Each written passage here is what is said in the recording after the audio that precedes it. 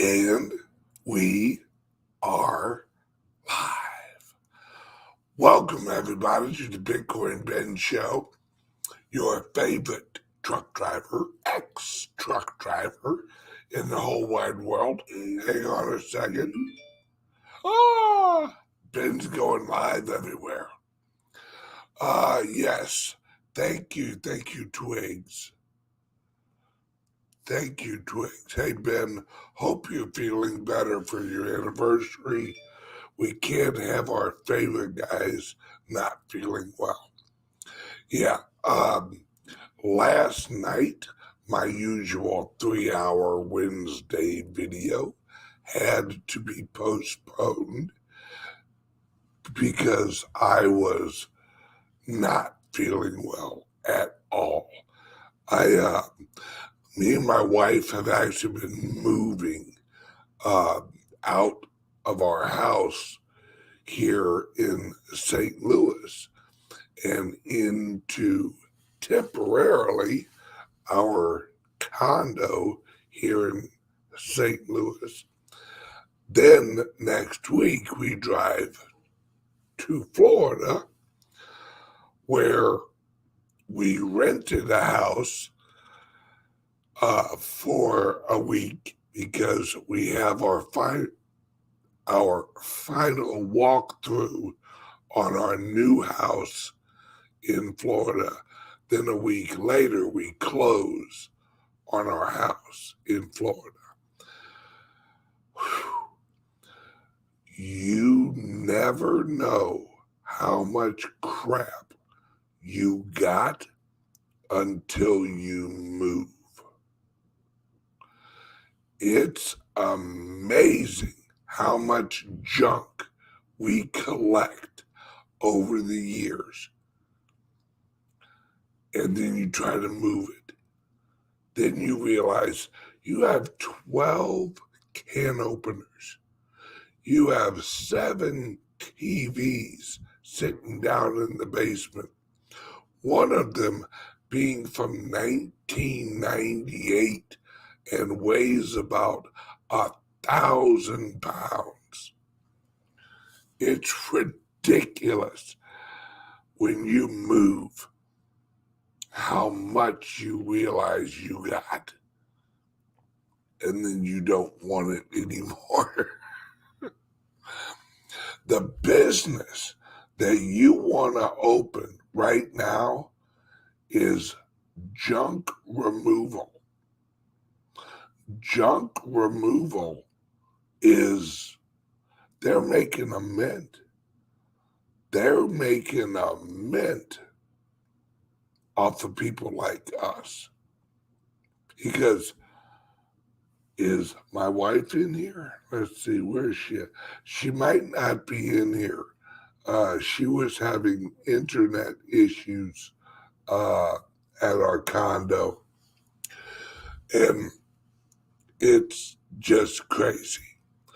But I digress. We got coffee with all my boys on it. We got Bitcoin Ben right there. Snippy, JSnip4. We got Big Swear, and we got Dick Allgaier. That is a picture from the very first Litecoin summit ever. It was back in the day. I don't even remember what year it was. God, was that like 2017? 2000, yeah, like 2017? Is that right? Something like that. I know it was a long time ago, or a while ago at least. Feels like forever, but oh well. Okay, so today's show is explaining how unplugged mainstream financial media is.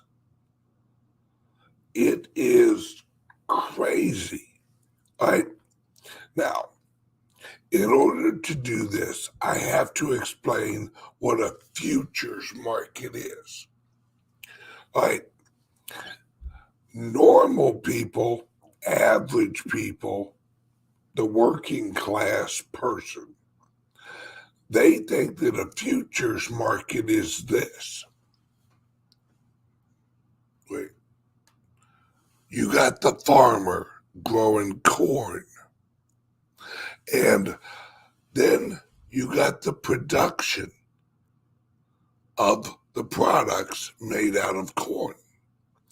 And people think that the farmer, if they think that the price of corn is at a good price in the futures market, they sell futures on their corn that they're going to produce. And the production facility thinks, oh, that's a pretty good price for corn. Let me buy some futures. And that it's the farmers and the production facilities working out a natural price for future corn production. That's what the average Joe and Jane think the futures market is. But oh no, my friends, that's not the futures market. You don't just have a farmer, and you don't just have a production facility. You've got another group. Let's put them up here. They're called the investors, the futures investors. Those are the people who actually purchase large amounts of futures and then trade the futures. Now, the futures are technically a derivative of the commodity, which is the corn. The commodity, the corn, is supposed to be deliverable with the futures. So when you own a futures of corn, you're expected to take delivery of that corn at the end of the futures contract. But they instituted futures that resolve in cash and not the commodity. So we have corn futures that actually have nothing to do with the production of corn. They don't purchase any corn. They don't hold any corn. Nothing. They just track the price of corn. See, and then financial institutions use the futures price of corn as the price of corn instead of using the true commodity. They use the futures price. It's exactly what they do with silver. It's exactly what they do with gold. It's exactly what they're trying to do with Bitcoin and cryptocurrencies. They're trying to create the illusion of a price using the futures. See, they can control the price using the futures. Although technically, according to the SEC and the Securities Exchange Commission, which is the SEC, they should not be able to set the price with a cash resolved futures derivative of a commodity. But they do it. And the SEC and the Chicago Board of Securities Exchange, I think that's what you call it, they handle the futures market.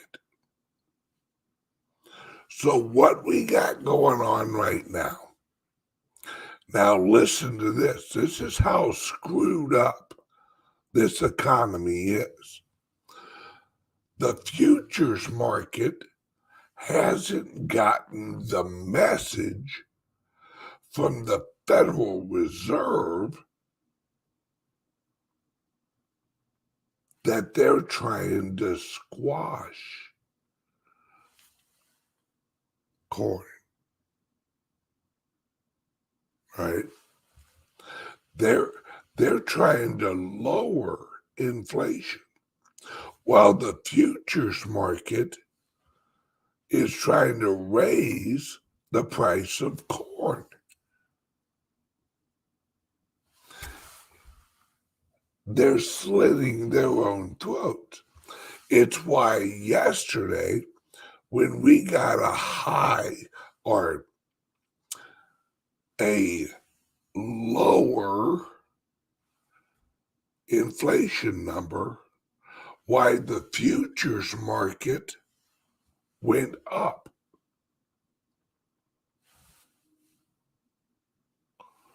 Okay. So in reality, the price of corn is not set by the producers of the corn. The price is set by the futures of the corn. And the futures have unlimited derivatives because they are cash resolved. They don't have to have any corn. They could own absolutely zero amount of corn. They just purchase the derivatives. See, Howard, my old friend, right on. Hey, Ben, in the old days, I was invited to be on the floor of the Chicago Mercantile. Wild. Yes. That's back in the old days when you had the runners, and you had the sellers and the buyers all out on the same floor. And you had guys, sell, 195, 195, buy. That's the pictures that we all remember seeing, where you had people waving their sell tickets, waving their buy tickets. And then at the end of the day, you had a certain time that your deal had to resolve. And at the end of the day, it would resolve to a price. And that was the price of corn for the next day's open. But that was in a physical market. The futures, all right, now, this is where it gets really stupid. People can now short futures. They can short corn. They can short futures. So they can lower the price of the commodity with the futures market, which is derivatives and not physical delivery. So the farmer gets screwed because the unlimited amount of derivatives doesn't have the ability to actually find fair market value. Because when you have an unlimited amount of supply, then your price is distorted because there's no bottom. You can drop it down to zero because there's no hodl effect. See, with the Bitcoin, with the physically traded Bitcoin, with the digital blockchain resolved Bitcoin, there's a floor that if there's none available and you want some, you have to offer more money on the buy side of the trade, or you get no Bitcoin. But they've created a futures market for Bitcoin, and they're trying to track the price of the futures and not the physical deliverable blockchain crypto. So the price you see right now for Bitcoin, that's not the accurate price. See, and this is how I know, and this is how everyone else knows. If you go to an over-the-counter and you say, I want 1,000 of them Bitcoin, the exchange, the over-the-counter, will say, not a problem, but it's going to take us a while to get that many. But I want them at this price. We'll get close, but there'll be some slippage. The slippage is the extra that they have to pay to get the deliverable. Now, if you want 1,000 futures of the Bitcoin, well, that's easy. We'll just print you up some futures contracts. Not a problem. We don't need to worry about that whole limitation, that whole supply issue. We'll just print up some futures for you. Yes, derivatives. Derivatives must stop. See, derivatives in the futures market was created by the progressive financial system so they can manipulate the price of the commodity. And see, what's going on right now, though, is the futures market is working in the wrong direction. That's what the Federal Reserve, when the Federal Reserve comes out and says, we need inflation to go down, they're talking to the futures market. They're not talking to the farmer. They're not saying, hey, farmer, you're making too much money, because they're not. They're not making a lot of money. It's the futures that are making the money, because they're raising the price and then dropping the price and then raising the price and then dropping the price. And every time it goes up, they sell. Every time it goes down, they buy, and back and forth. And that's called wash trading. All right.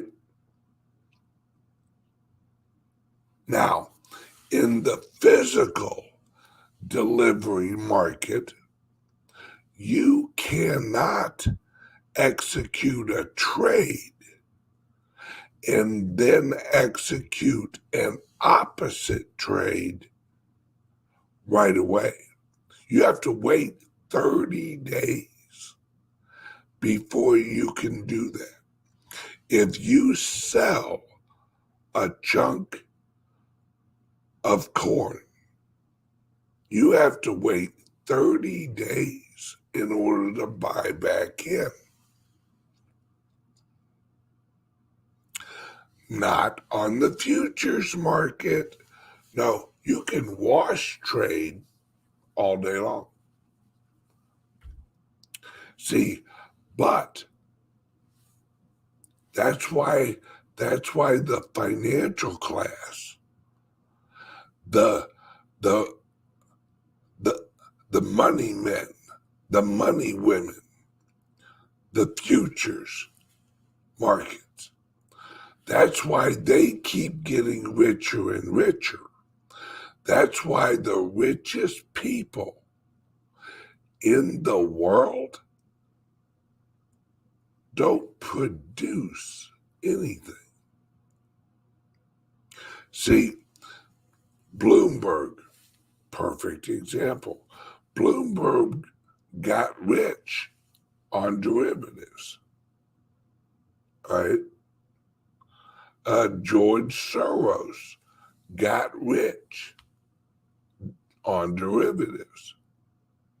See, they only let a certain groups into derivatives because they want the money going to the progressive financial system. And then the progressive financial system has so much money that they can manipulate the physical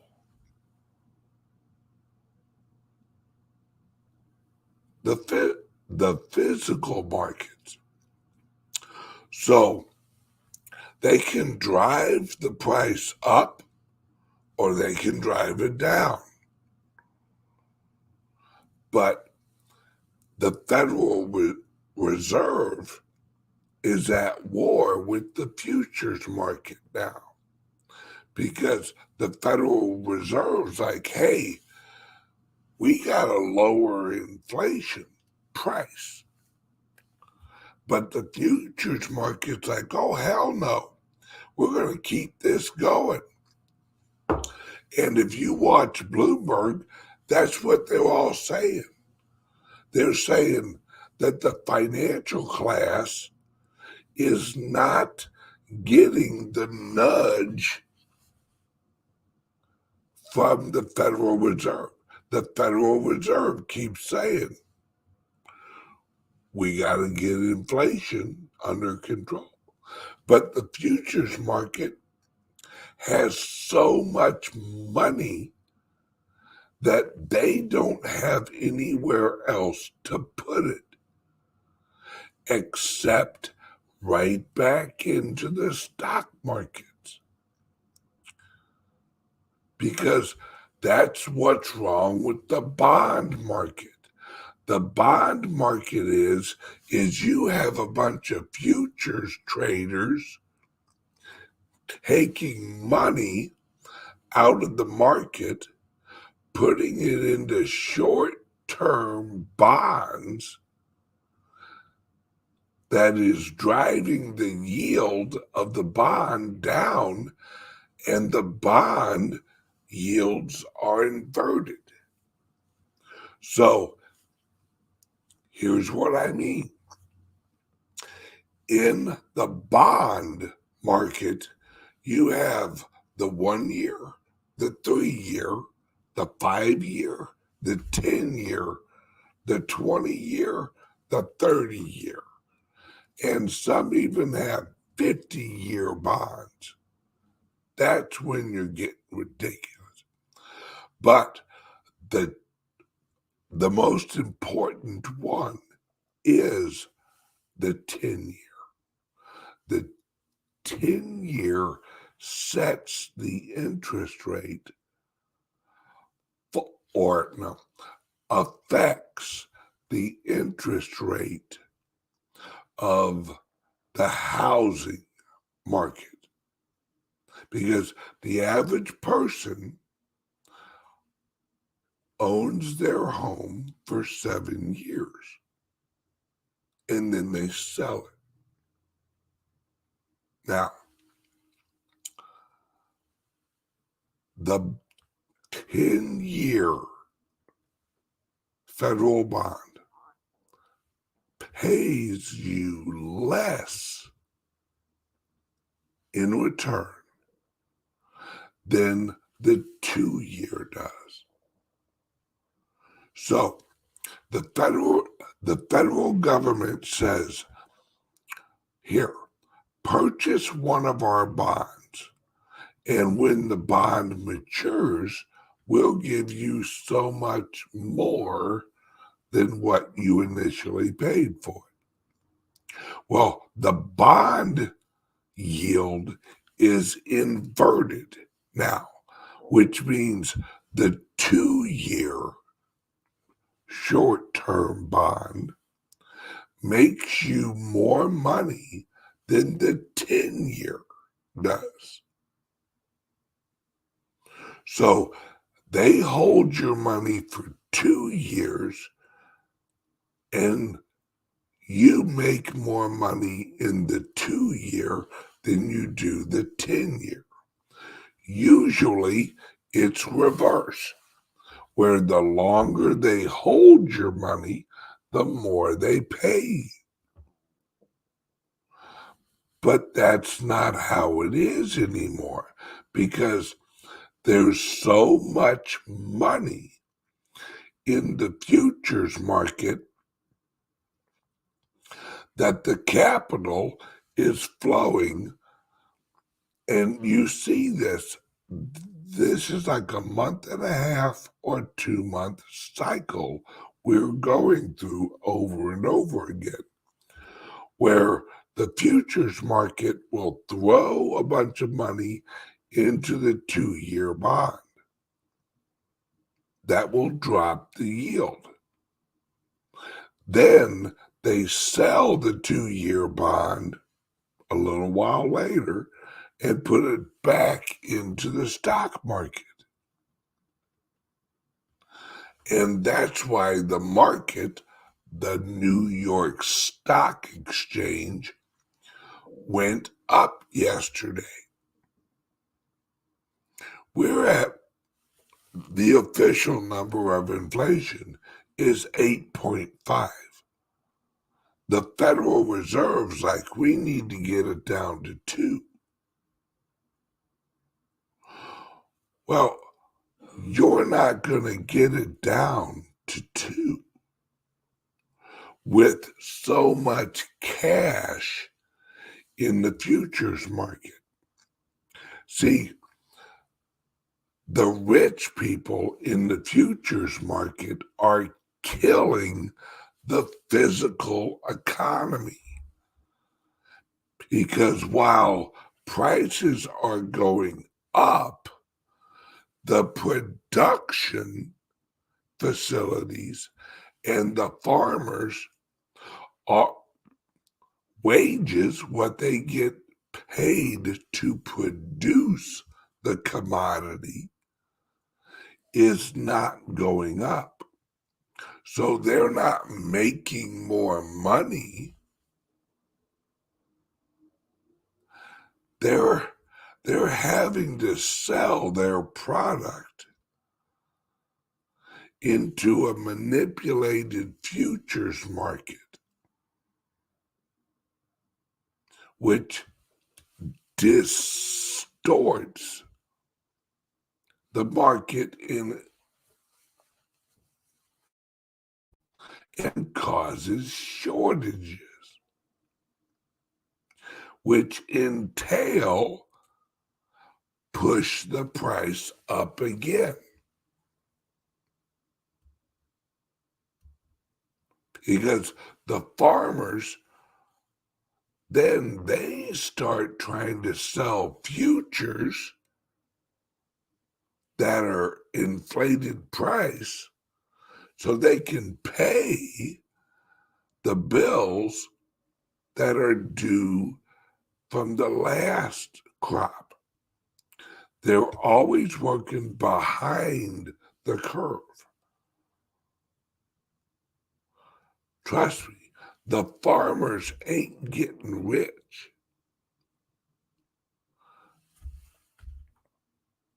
The corporations, they may be getting rich because they're also the rich people in the futures market.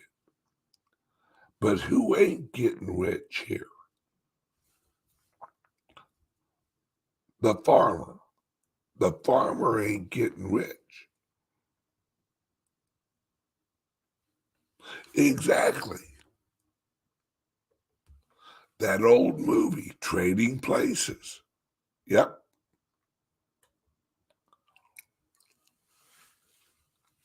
See, the Federal Reserve has to get the money out of the rich people's hands, but they're the ones who put it into the rich people's hands.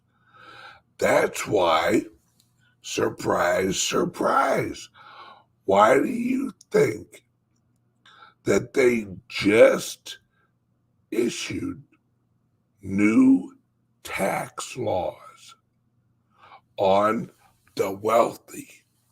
See, the Federal Reserve doesn't have enough clout, or actually balls, to raise the interest rate high enough to affect the mentality of the wealthy. The wealthy are the people out there buying farmland with cash. $4 million, $5 million, $8 million worth of land at a time. Cash. No loans. See, that's something else the Fed's not telling you. Yeah, they're raising the interest rate, but that only affects the little guy, because the rich guy, he don't need to take out a loan. He'll just pay cash. And if you've got cash, the interest rate's irrelevant to you, because you don't need a loan. You just pay cash. But the little guy, as the Federal Reserve raises the interest rates, the little guy is getting squashed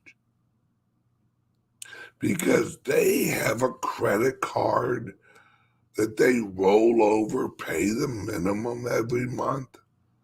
They don't pay it off at the end of the month. Then they have an auto loan that they got to pay. There's interest rates there. They need a loan for some new equipment. They're not paying cash. They're getting a loan. So the interest rate affects the little guy, not the rich guy. See, the only thing that affects the rich guy, the tax law, the progressive tax law, is for the rich people. That's their Federal Reserve. Because the Federal Reserve can't affect the rich guy enough. Whenever the rich are too rich, the Federal Reserve can't do nothing about them and their money.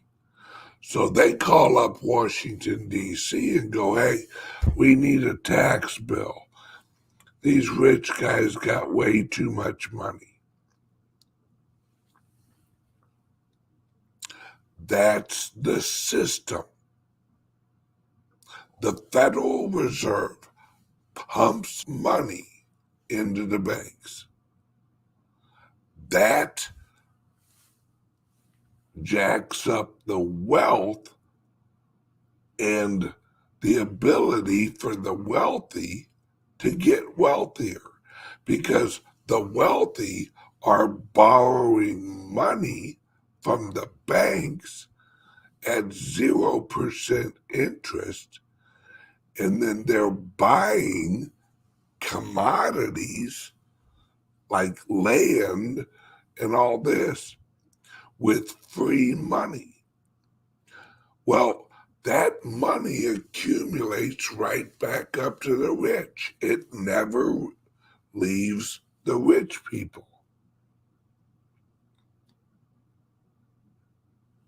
So the rich people and the poor people are two different economies. See, the poor people, they're worried about the price of hamburger. They're worried about the price of bacon. They're worried about the price of gas. They're worried about the price of cereal.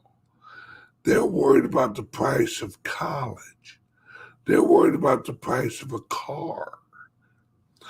The rich guy or rich gal, they never look at the price of a gallon of gas and go, shit, all I can get's about a half a tank. Not going to be able to fill this bad boy up. See, a rich person ain't never stopped or learned how to stop a gas pump at $15.51, because that's how much you got in your pocket. Rich people, they pull that, they lock it. They let that sumbitch fill up. Damn the price. I want a full tank of gas. While the poor person is watching that go and trying to click, click, click, click, click, click.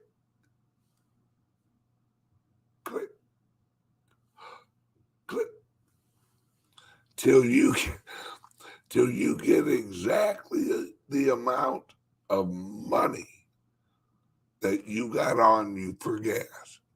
You're like, I got $12.50 I'm going to put towards gas. See, you know you're poor, or you know you're average, when you got to watch the gas price as you're filling it up. Because you got a budget. You got a budget for your gas. Rich people don't pull up and go, all right, I got a 20. No, they fill that bad boy up. They top it off. See, poor people don't top that sumbitch off. As long as it looks like it says full, it's full. Rich people want to make sure they don't have to pump gas. Damn it, if I could fit more in here, I would.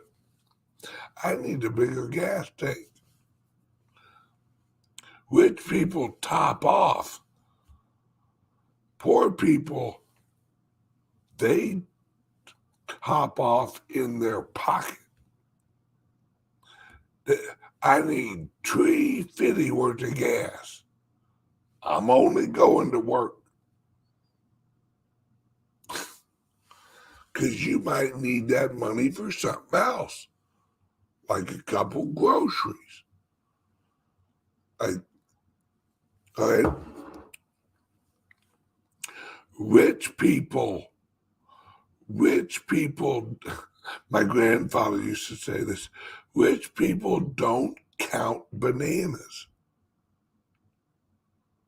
And I used to say, what the pluck are you talking about, old man? He goes, rich people don't count bananas. Poor people count bananas. They're like, all right, I'll probably have 2 bananas this week. So they break off 2 bananas. Rich people, they'll grab that whole damn thing of bananas and they're off and running. Poor people will break that bananas off and go, I got 2 of them, I'm good. They will allocate the number of bananas. Rich people, they don't count bananas. My grandfather had a very special way of putting things.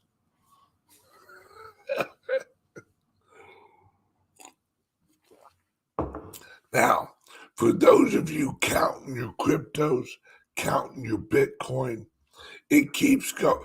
Folks, see, this is the little secret that they're not telling you. All that money up in the rich people's world, a shitload of it's going into Bitcoin. But they don't tell you that. They don't tell you that they're buying up all the Bitcoin.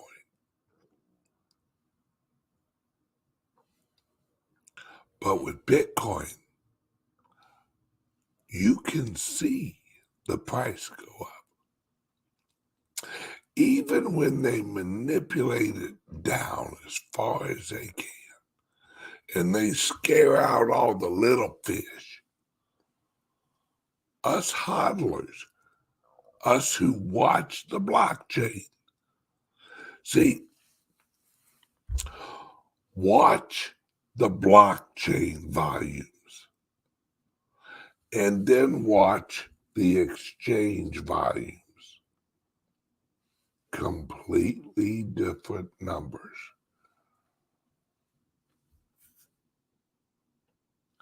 It's manipulated. But the blockchain volumes and the exchange volumes. The exchange volumes, when they get close to the blockchain volumes, that's when you buy. Because that is when they got to start buying real Bitcoin. Because they've ran out of the imaginary Bitcoin.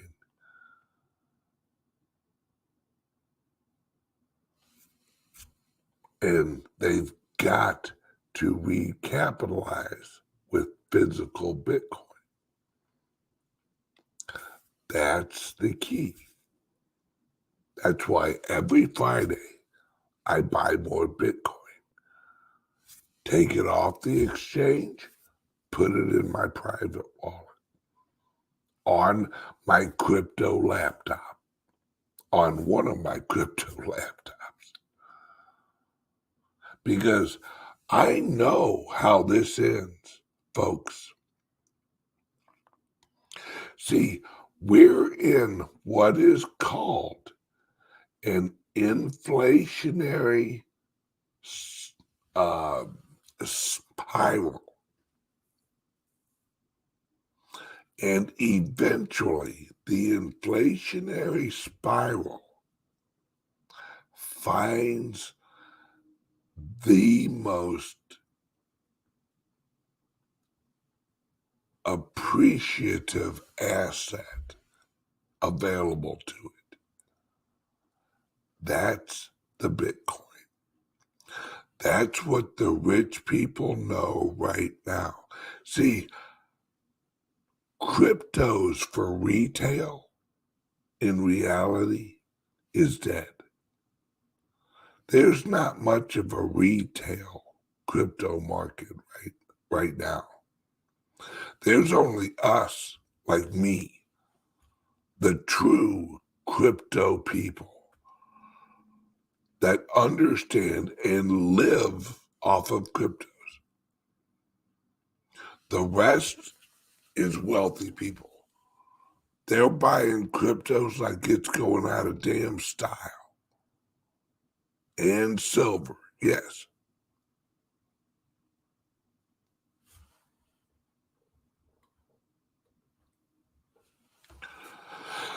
Robert Dunn, great question. Hey, Ben, where do we stand today?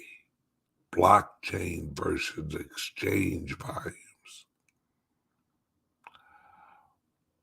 It's bottomed. It's gone up the last, week and a half or 2 weeks. It's bottomed. You should be, if you got cash and you have an account at Caleb and Brown, my link under here, call up Jack or Jake and say, buy me some Bitcoin. Because this is the floor of the Bitcoin right now is about 21,800. That's the floor. Now, I'd say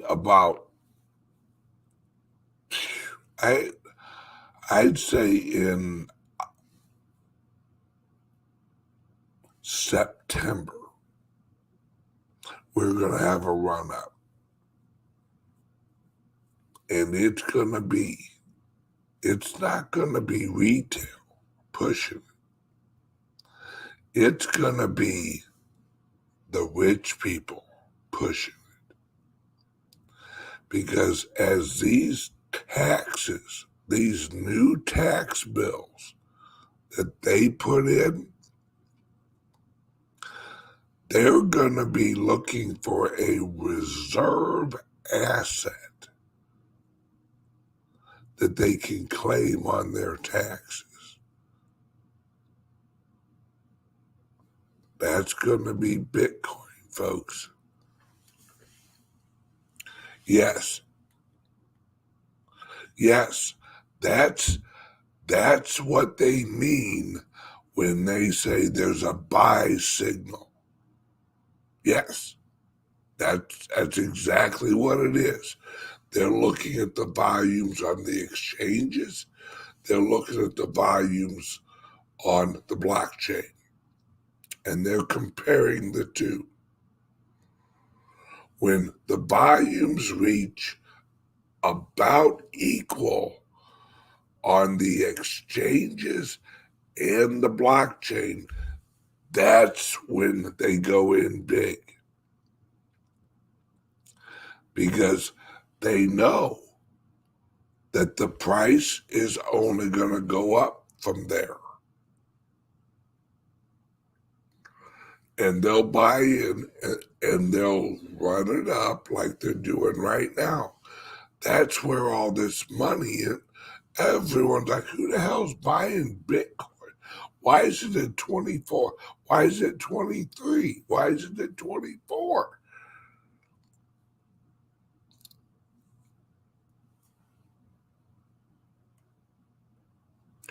We got a question. Many a day. That's a good name. Hey, Ben, how much Bitcoin would you say is necessary to have to be comfortable in the future? At least one. If you want to be wealthy in the future, get one. You want to be well off, get at least a quarter of a Bitcoin. If you got 2 Bitcoin, you're in if you got 2 Bitcoin right now, I want to say you're in the top 20% because 80% of the Bitcoin wallets have less than 1 Bitcoin in it. See how that do?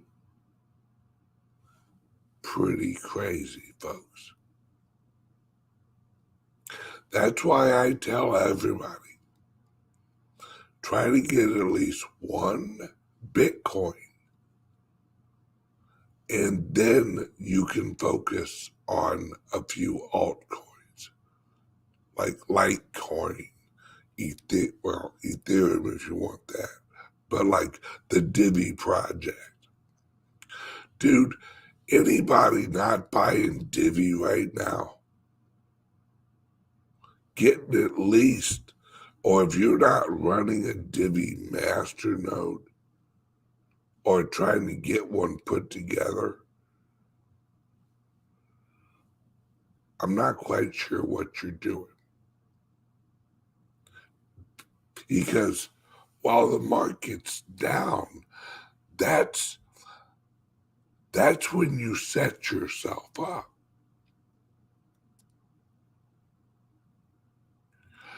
Remember when the price of DIVI was hitting like 15 cents, 18 cents? Right now, I think it's hovering around 2 cents. If you want to be one of those super excited, happy people when the price is high, you gotta be one of the smart people that buy it low. Or you'll wind up being the person when the price is high going, damn it, I wish I would have bought more.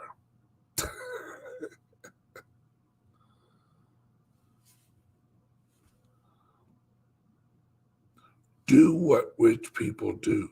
You buy when there's blood in the streets, and you sell, if you're a trader, you sell when there's euphoria in the streets.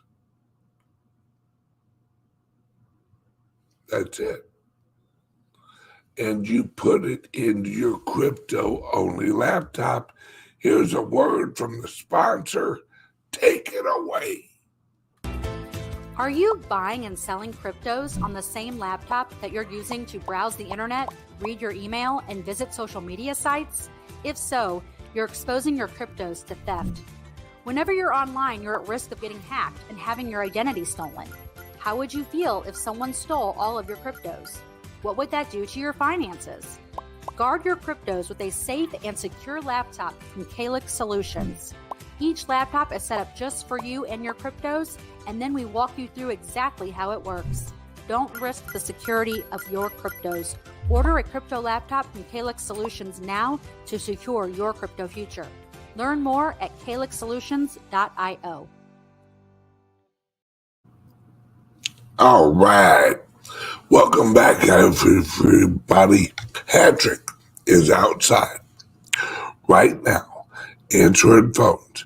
Give him a call at 702-845-8276. And a little special for you guys for the next, what time is it? Almost 10. I'll tell you what, for the next hour, I will be answering the phones at CALIX Solutions, taking your order for CALIX laptops.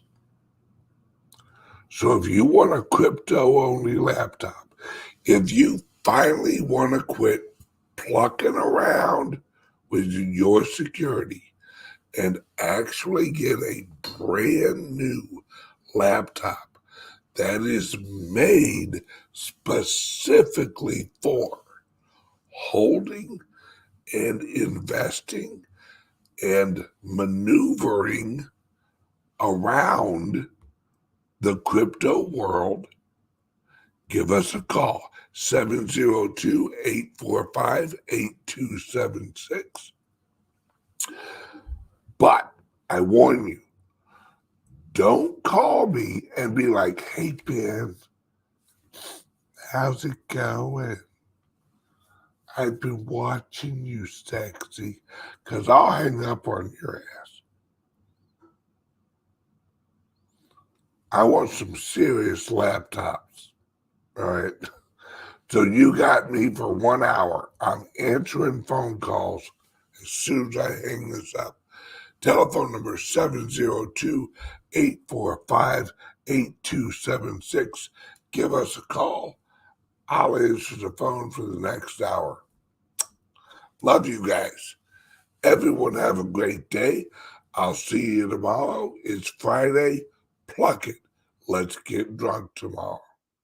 Bye-bye.